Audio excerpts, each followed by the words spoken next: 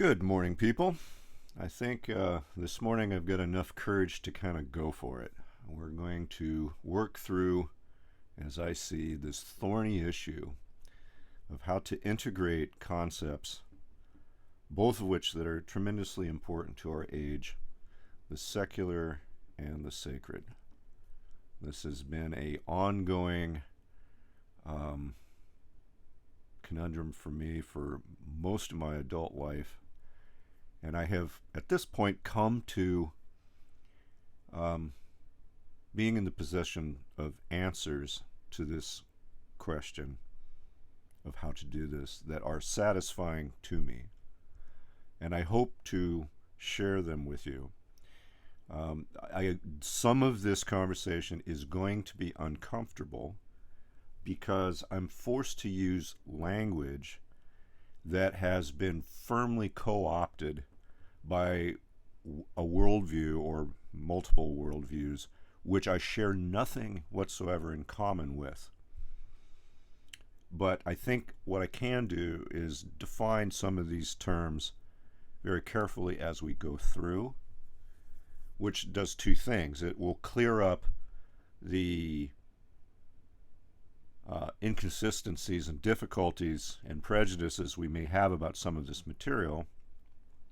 And secondly, I think it goes a long way to exposing, in fact, the very real pernicious influence that is very ubiquitous in the world of trying to, in fact, if not outright squash, certainly co-opt a worldview that I'm espousing here. This is nothing new. This has gone on throughout all of human history. But seeing that there is really, honest to God, an overt attempt to destroy a particular worldview, a way of relating to life that is immensely personally empowering, it's your birthright. Being aware that that's the case, that's as valuable as anything else. And this conversation will go a long way to exposing that reality for you. And then, then you'll get a lot to reflect on. But let's give it a try.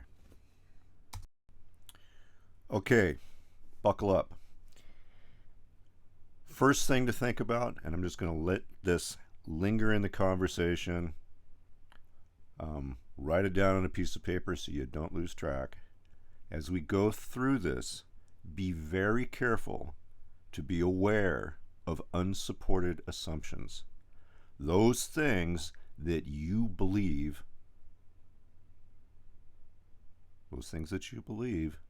that you don't have any right to believe, but they're purely a idea that you assume is knowledge that has somehow been installed in you, and it is so fundamental to your way of looking at the world that you don't even recognize that it is something that you think.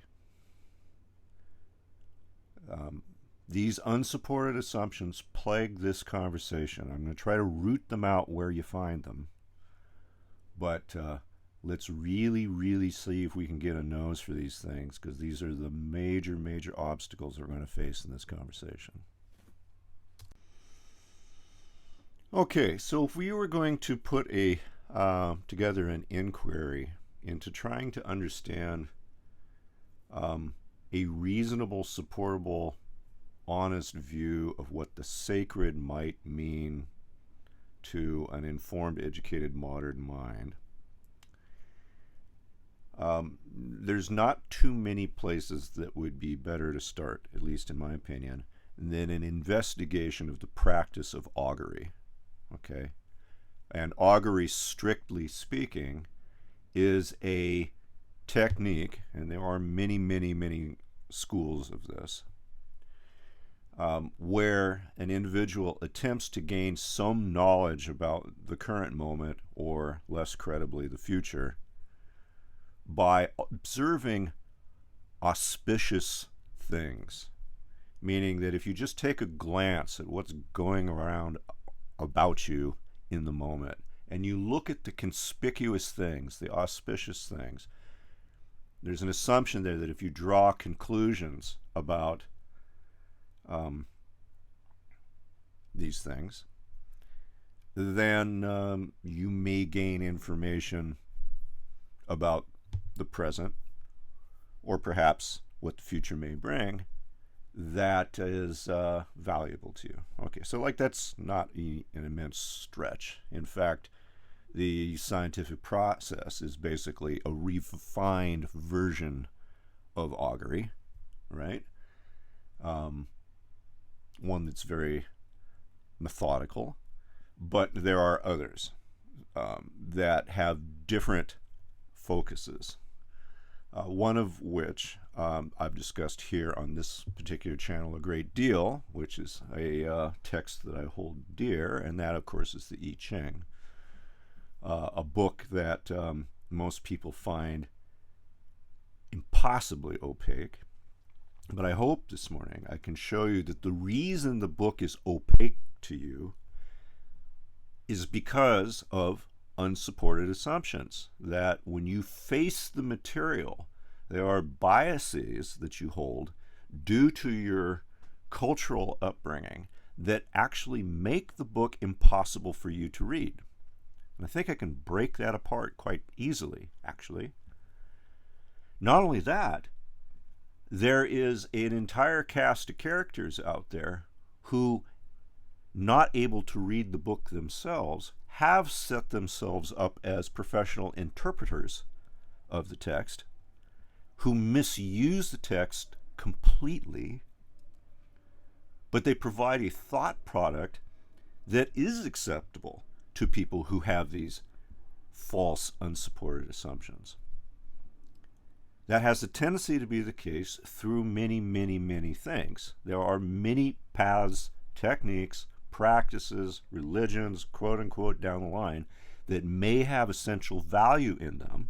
It's just that the essential value in them has become inaccessible to the average person because of unsupported internal assumptions. But there inevitably arises a cast of charlatans out there who recognize that they can extract value from these artifacts. These are not individuals that understand it any more than anyone else does, but they are able, through a certain kind of sophistry, to provide these thought products which are then palatable to individuals who could not access these works themselves. Okay, very, very common. But and it took me a very long time to learn that about the I-Ching. And I think I can demonstrate it for you quite easily now. Okay, so interestingly enough, I asked the I-Ching how it is I should approach this conversation with you, and unsurprisingly it gave me Hexagram 61 Chung Fu, or as it is commonly translated, inner truth. And I'm going to present this for you without commentary, because there's a point here that I want to make, and I'm hoping that I can offer a touch of a transcendent experience here, but I think I can, so stick with it. Chung Fu, inner truth. The judgment. Inner truth, porpoises. Good fortune. It furthers one to cross the great water. Perseverance furthers. The image. Wind blowing over a lake. The image of inner truth. Thus the superior man discusses criminal cases in order to delay executions.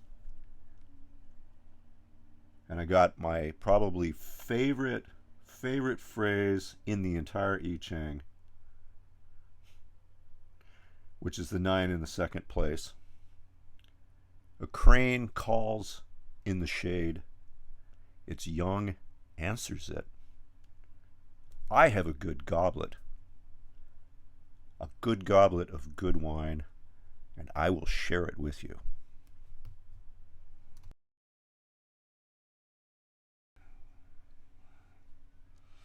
Now, in reading that, I have to actually stop and take a touch of a deep breath, because that is so poignant and perfect to illustrate our conversation all the way through.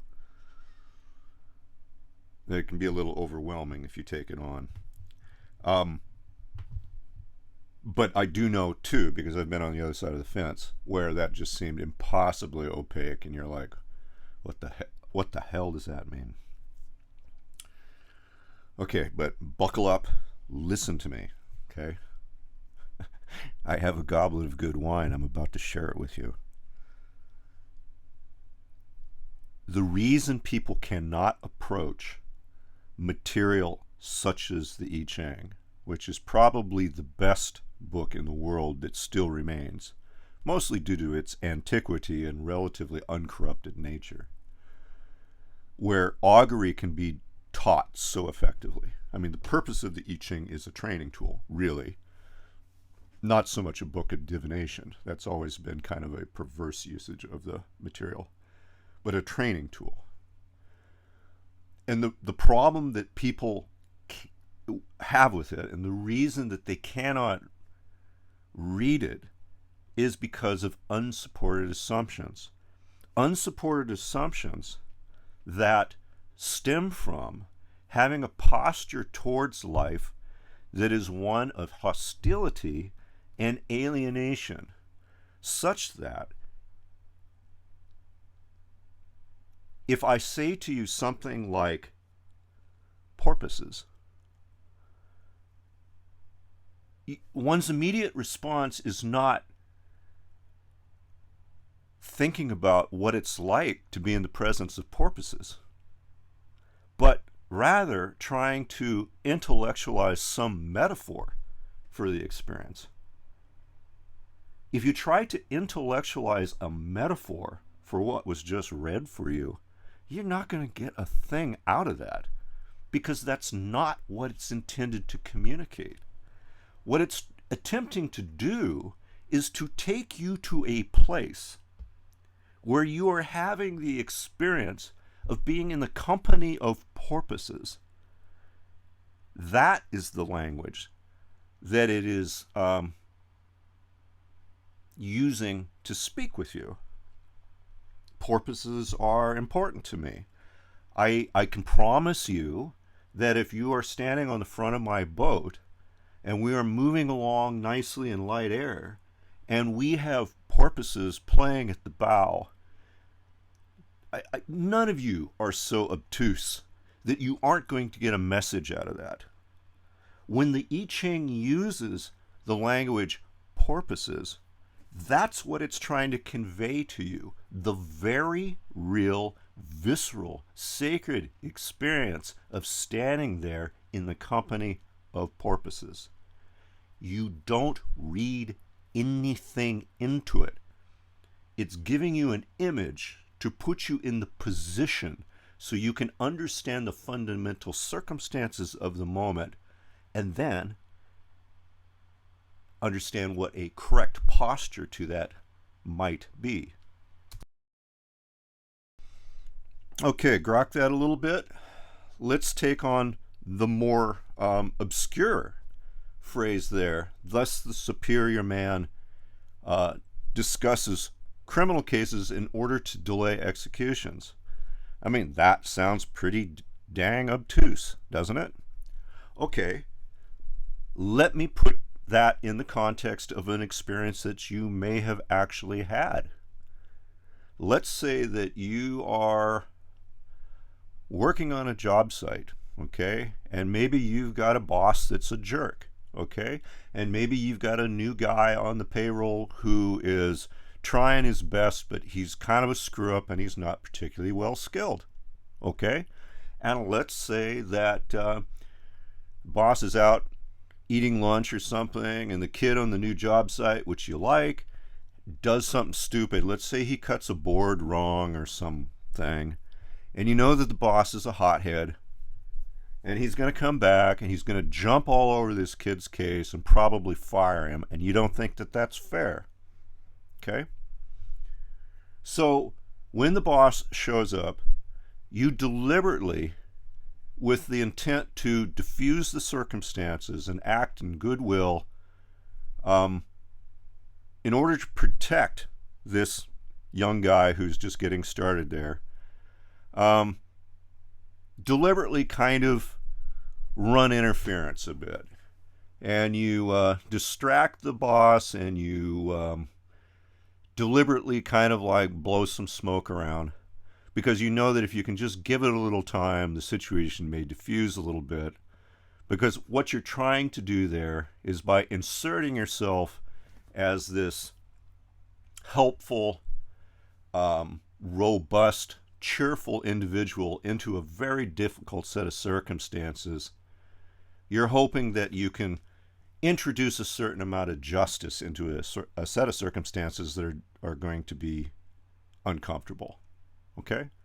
Everybody you know has done this, whether that's on a work site or in a family situation dealing with rivalry somehow, or having friends that aren't getting along. All of us have found ourselves in a situation where we insert ourselves as a robust, mature individual who is making an attempt to try to diffuse a difficult set of circumstances by simply providing a little bit of interference, maybe a little time for things to cool off.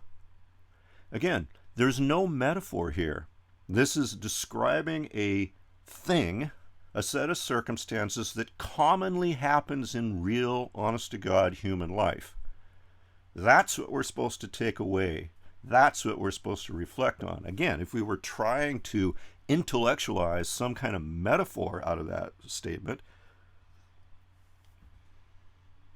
I mean, it's just about impossible. But I think most of you now are going, aha, well, actually, this is really easy to read if I take it on in this manner and I just simply look at the image. Take it at face value, just like if I was standing right there, without trying to read anything into it whatsoever.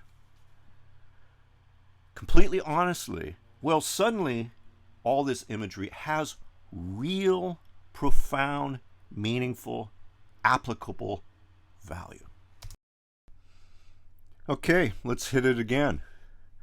There's the crane standing there, hidden in the shade, calling softly. They have very, very soft voices if you're not familiar with cranes. At least when they're calling their young. They can be raucous otherwise, but if they're calling their young, they're very quiet. And the only places in which you are going to hear the crane calling is when it's quiet. And you're only going to hear the young cranes answering, which you almost never see. They're so secretive. When it's quiet. There's another image. The image of that moment, suggesting that it's necessary to be in a position that is relatively undistracted so that you can have the experience of hearing the crane call its young. If there's a bunch of boneheads on jet skis tearing around, or lots of traffic, or industrial noise, or chatty people, or dogs barking, or any of the rest of it, you don't hear cranes calling their young. Image of extreme quietude and being in that environment. Again, we don't have to interpret a thing. Just put ourselves in the place of being in the situation, of being someplace that is relatively undefiled and still sacred enough that the message that you get from hearing a crane call its young is relevant to the moment. Don't interpret that. Live that. And if you do, and you understand what I'm getting at, then when I say to you, I have a goblet of good wine and I'd love to share it with you, well, guys, you've already picked it up and you've had a sip or two. which is exactly what I'm trying to communicate. And if you can hold on to that idea for just a second, I think it's just a tiny steppy stone away from the headspace I'm hoping you hold at the moment, and a modern secular definition of what the sacred might be. Okay? All I really suggest, and I think all you can reasonably suggest, if you are going to use the term sacred, is to be in a position where you are encountering circumstances whereby it seems that there is an authentic, unadulterated message from the larger systemic whole that is accessible to you. There's information in it.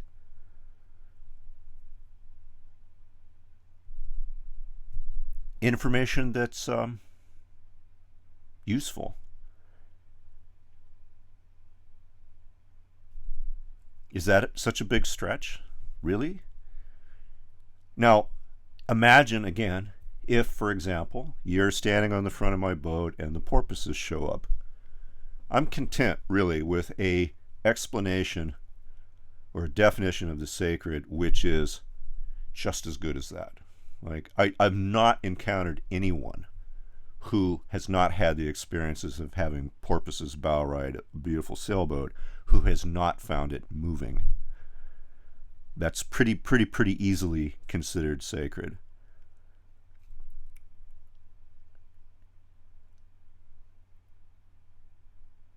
But, you know, it's also easy to demonstrate what desecration means in the same moment. Let's say that you're up there and you're standing on the bow, watching the porpoises go along, and I decide at that moment that it would be really appropriate for me to, I don't know, play my Motley Crue greatest hits album at like deafening volumes. Something that is unbelievably incongruous with the moment that you're currently experiencing, okay, and in fact is so in-your-face disruptive to the moment that it actually makes accessing what's happening right in front of you impossible. Okay, that's a desecration. It's just the same kind of bizarre-ass power trip that some individuals have, for example, say when faced with works of art that are unusually precious, they feel that there's some kind of ego trip that can be had in, say, spraying graffiti all over, I don't know, the ceiling of the Sistine Chapel or something. Okay, there are people that are motivated, strongly motivated, because of a sense of a grasp for power, to try to shout out interactions with the sacred. Desecration. The American ecological philosopher Wendell Berry makes a great deal of this. He says there's really only two states of being: sacred and desecrated. And I think that's an astute observation for someone who has moved into a position where they are sufficiently able to relate to life, having become less hostile, less alienated. Their ears are open to these more subtle messages. They have matured past the knee-jerk tendency or compulsion to need to intellectualize metaphor. The sacred is never metaphorical. Never. It's always practical. It's always a lived experience. It's never metaphysical. It's never even spiritual. There's nothing like quote-unquote spiritual about standing there in the company of porpoises. There's nothing spiritual about hearing cranes call for their young. There's nothing spiritual. There's no woo in having a glass of wine with somebody who's sharing it with you in good faith. That's all the sacred needs to mean. something where the essential truth, the message of such, conveyed by the circumstances of the moment in its most primal and authentic form, that's what comes through.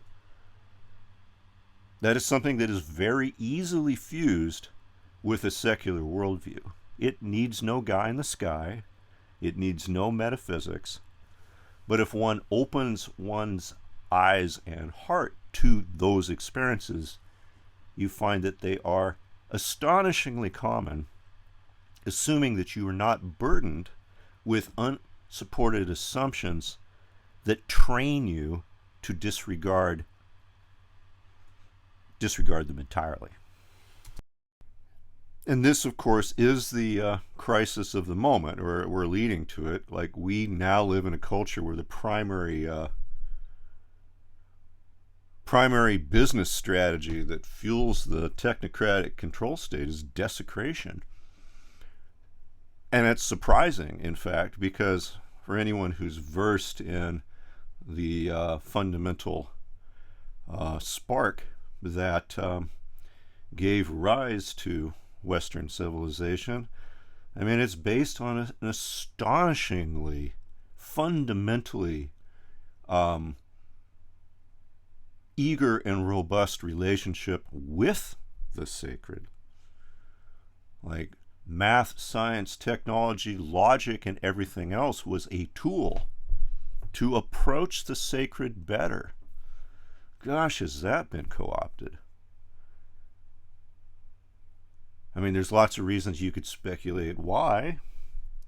I mean, certainly well-adjusted, sovereign individuals that have a good, solid, healthy relationship with life and the sacred and are intelligent and technically robust, which would have been the view from Pythagoras' standpoint, I suppose. Those kind of people are maybe not as easy to get to pay their taxes on time.